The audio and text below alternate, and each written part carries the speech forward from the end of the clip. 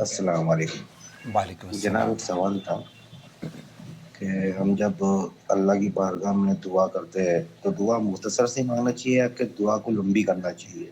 مختصر اور لمبی۔ دوستو، بھائی اور بہنوں، آپ دیکھ رہے ہیں نو ٹی وی جدہ اور میں ہوں آپ کا دوست، آپ کا ہوسٹ محمد عاقل، جدہ سے، مملکت سعودی عرب۔ بہت خوبصورت سوال ہے۔ اللہ آپ کو جزائے خیر دے، آپ کی دعاؤں کو شرف قبولیت بخشے، اور اللہ رب العالمین ہمیں اللہ سے مانگنے کا سلیقہ بھی سکھا دے، ان الفاظ کی ادائیگی کرنے کا ہمیں سلیقہ بتا دے جو کہ اس کے یہاں مقبول ہوں۔ بہت سارے الفاظ ایسے ہیں جو اللہ کے رسول صلی اللہ علیہ وسلم نے جن الفاظ کو استعمال کرنے سے بشارت دی ہے۔ آپ کوئی بھی مثال کے طور پر سوال سے ہٹ کر 10 مرتبہ سبحان اللہ، 10 مرتبہ الحمدللہ، 10 مرتبہ اللہ اکبر یہ کہہ لیجئے، اور یہ کہہ کر آپ دعا مانگیے۔ اللہ کے رسول صلی اللہ علیہ وسلم نے فرمایا ہے اللہ رب العالمین آپ کو عطا فرما دے گا۔ دوستو، بھائیوں اور بہنوں، اب یہ سوال پیدا ہوتا ہے کہ کیا ہم دعا کو تفصیل سے مانگیں یا پھر اختصار سے مانگنا چاہیے؟ یہی بالکل سوال پوچھا جا رہا ہے شیخ خالد المصلح سے۔ میں ان کا جواب آپ کی خدمت میں پیش کرتا ہوں۔ اس سے پہلے کہ ان کی آواز آپ سنیں، اللہ کے رسول صلی اللہ علیہ وسلم دونوں طرح سے دعائیں مانگا کرتے تھے، اور اس میں مبالغہ نہیں ہونا چاہیے۔ جو مقصود ہے وہ یہ، اللہ کے رسول صلی اللہ علیہ وسلم کی بڑی مشہور دعا ہے صحیح بخاری اور مسلم کی، اللہم آتنا فی الدنیا حسنہ، ربنا آتنا فی الدنیا حسنہ وفی الآخرۃ حسنہ وقنا عذاب النار۔ اے اللہ ہمیں دنیا میں بھلائی دے اور آخرت میں بھلائی دے، اور ہمیں جہنم کے عذاب سے بچا لے۔ یہ اس دعا کے اندر آپ نے مختصر سے کلمات ادا کیے ہیں، لیکن دنیا اور ما فیہا، آخرت کی جو بھی بھلائی ہے وہ سب کچھ تو آپ نے مانگ لی ہے۔ اگر اللہ تعالیٰ اس دعا کو قبول کر لے تو میرا اور آپ کا بیڑا پار ہو جائے۔ اس کے بعد نبی کریم صلی اللہ علیہ وسلم میں کئی موقع ایسے ہیں، جیسے عرفات کا موقع تھا، عرفات کے میدان میں، یا نبی کریم صلی اللہ علیہ وسلم دعائے قنوت میں تفصیل سے دعا مانگا کرتے تھے۔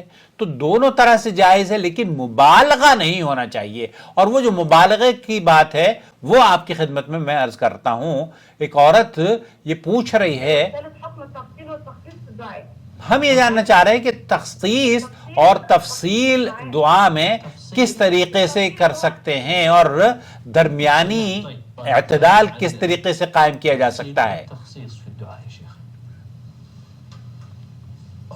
الحقيقة يعني هناك ما من الأدعية ما فيه تفصيل. یہاں بہت ساری دعائیں ایسی ہیں جس میں تفصیل اللہ کے رسول صلی اللہ علیہ وسلم نے ذکر نہیں کی ہیں۔ اللهم اغفر لي ذنبي كله، اللہم اغفر لی ذنبی کلہ دقہ وجلہ سرہ علانیتہ آخرہ۔ فهذا یہاں آپ جب دعاؤں کو اللہ رب العالمین سے مانگ رہے ہیں تو گویا کہ اپنے تمام گناہوں کی بخشش طلب کر رہے ہیں۔ تفصيل وهو في مقام طلب المغفرة. یہاں آپ نے بہت ہی تفصیل کا مطلب یہ ہے کہ اس میں ایک ایک لفظ کو کہ میں نے ایسا بھی کیا تھا، ویسا بھی کیا تھا، یہ بھی کیا تھا، وہ بھی کیا تھا، یہاں آپ نے مجموعی طور پر تفصیل تمام چیزوں کا احاطہ کر لیا ہے۔ وشمولها فهو سنة. یہ سنت یہ ہے کہ اس طریقے سے دعائیں مانگی جائیں۔ فيما يتعلق بأمر لم يأتي به تفصيل. کوئی ایسا کہ یہ ایسی دعائیں بھی ہیں جس میں تفصیلات بیان نہیں ہیں۔ الإجمال في الطلب وألا یہاں يدخل الإنسان في تفاصيل قد آپ بعض مرتبہ غیر شعوری طور پر ایسی تفاصیل میں گھس جاتے ہیں جس کی ضرورت نہیں تھی۔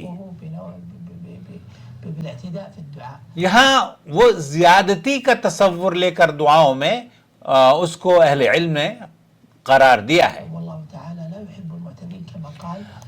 اللہ رب العالمین معتدین کو جو دعاؤں میں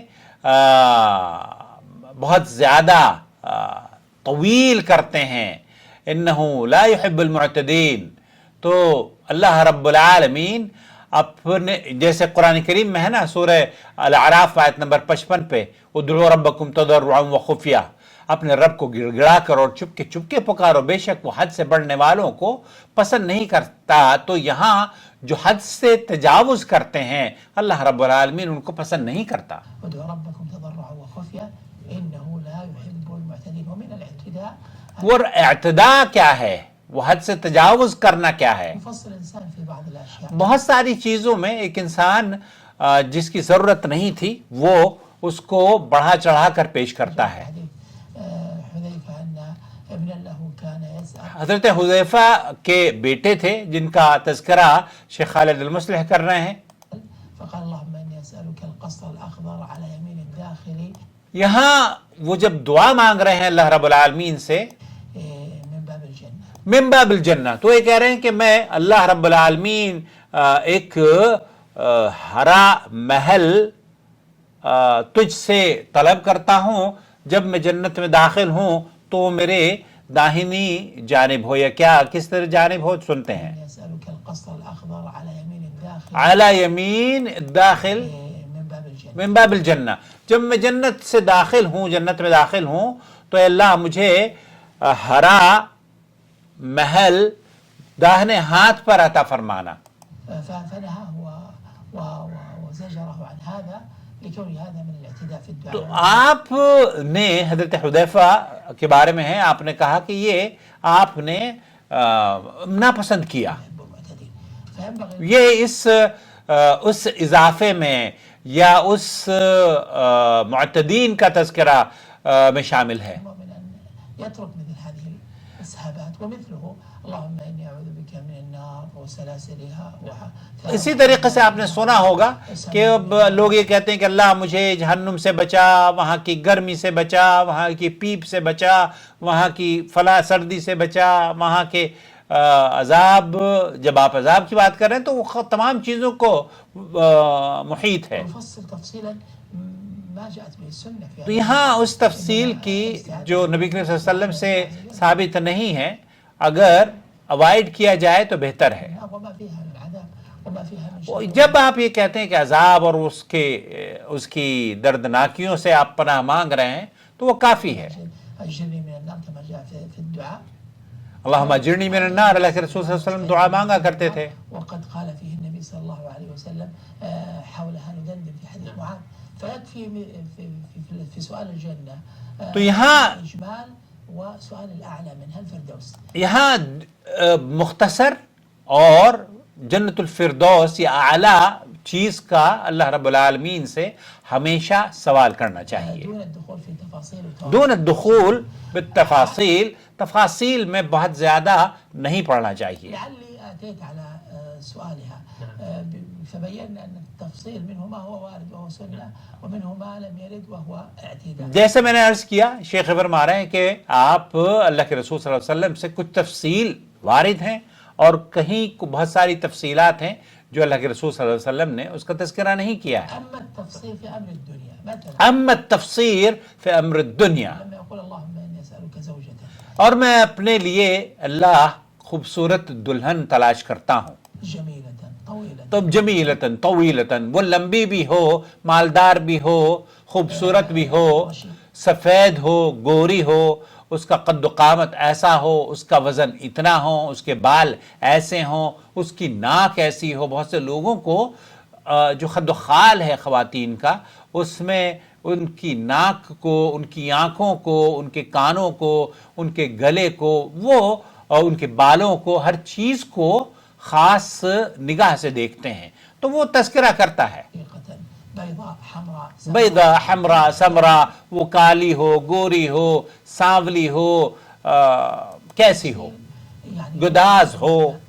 مباح. لكن یہ تو مباح ہے، یہ مباح ہے، لیکن ينبغي ان لا يدخل فيه الانسان. لیکن یہ ضروری نہیں کہ آپ ایسی تفاصیل میں جائیں جو کہ آپ جہاں پر تجاوز کے داخل میں یہ شامل ہو جائیں کہ آپ نے کہیں حد سے زیادہ تو تجاوز نہیں کر دیا ہے. الخير فيه يكفي ان يسأل. ممکن ہے کہ آپ اس میں خیر نہ ہو اور آپ ایسی چیز مانگ رہے ہو، تو آپ جب بھی دعا مانگیں تو خیر کی دعا مانگیں، زوجة صالحة. زوجۃ صالحہ مانگیں، اچھی بیوی مانگیں، خوبصورت بیوی مانگتے ہیں، مالدار بیوی مانگتے ہیں، کس کو نہیں چاہیے؟ سب کو چاہیے، لیکن آیا اس میں مبالغہ کرنا چاہیے یا نہیں؟ تو یہ دو دنیاوی جو امور ہیں، اگر آپ دنیاوی امور میں ہر چیز کی ڈیفینیشن یا ڈسکرپشن اس کی بیان کرتے ہیں تو کوئی حرج کی بات نہیں ہے، لیکن اس میں خیر کا پہلو بھی سامنے رکھا کریں اور خیر کا لفظ استعمال کیا کریں، کیونکہ ہمیں بعض مرتبہ یہ پتہ نہیں چلتا کہ ہمارے لیے خیر کس میں چھپی ہے، گوری میں ہے، کالی میں ہے، سفید میں ہے، یا مالدار میں ہے، یا کس میں ہے۔ اگر اللہ تعالیٰ سے مالدار بھی مانگ رہے ہیں تو وہ مانگیں جو کہ خیر کی ہو۔ اللهم نسألك زوجة مثلا قصيرة طويلة حمراء بيضاء على حسب ما يشتهي۔ آپ جیسی دلہن آپ کو چاہیے اللہ رب العالمین سے آپ مانگ سکتے ہیں کہ مجھے لمبی چاہیے، مجھے چھوٹی چاہیے، مجھے وزن کا یہ خیال ہونا چاہیے، اس کے بال اتنے ایسے ہونے چاہیے، اس کی ناک اور اس کے ہونٹ ایسے ہونے چاہیے۔ وكذلك المرأة تسأل الله عز وجل ایسے ہی عورت بھی اپنے شوہر کے لیے، دنیاوی امور کے لیے جو اس کو مطلوب ہے، میرا شوہر ایسا ہو ویسا ہو۔ اب آپ ہی بیویوں کی تمنا رکھتے ہیں، آپ ہی اچھی خوبصورت بیویاں چاہتے ہیں اور خود خوبصورت نظر نہیں آتے، تو بھائی میرے تو خود بھی خوبصورتی پر اپنے دھیان دیا کرو۔ اور عورتیں تو ماشاءاللہ تبارک اللہ خوبصورت ہوتی ہیں، اللہ تعالیٰ بہت سماج کی اصلاح فرمائے۔ لكن لنفوض الأمر إلى الله ولا نقتصر في دعاء۔ ہم جب بھی دعا کریں تو قدر مختصر دعا کریں اور اپنے رب سے خیر اور بھلائی مانگیں۔ امید وضاحت ہو گئی ہوگی۔ تو دونوں طرح سے جائز ہے، آپ طویل بھی کر سکتے ہیں، اختصار سے بھی کر سکتے ہیں، لیکن جو اہم بات ہے شیخ نے فرمائی کہ قرآن کریم میں اللہ تعالیٰ فرماتا ہے اپنے رب کو گڑ گڑا کر اور چپ کے پکارو، بے شک وہ حد سے بڑھنے والوں کو پسند نہیں کرتا۔ شهر رمضان الذي أنزل فيه القرآن هدى للناس وبينات من الهدى والفرقان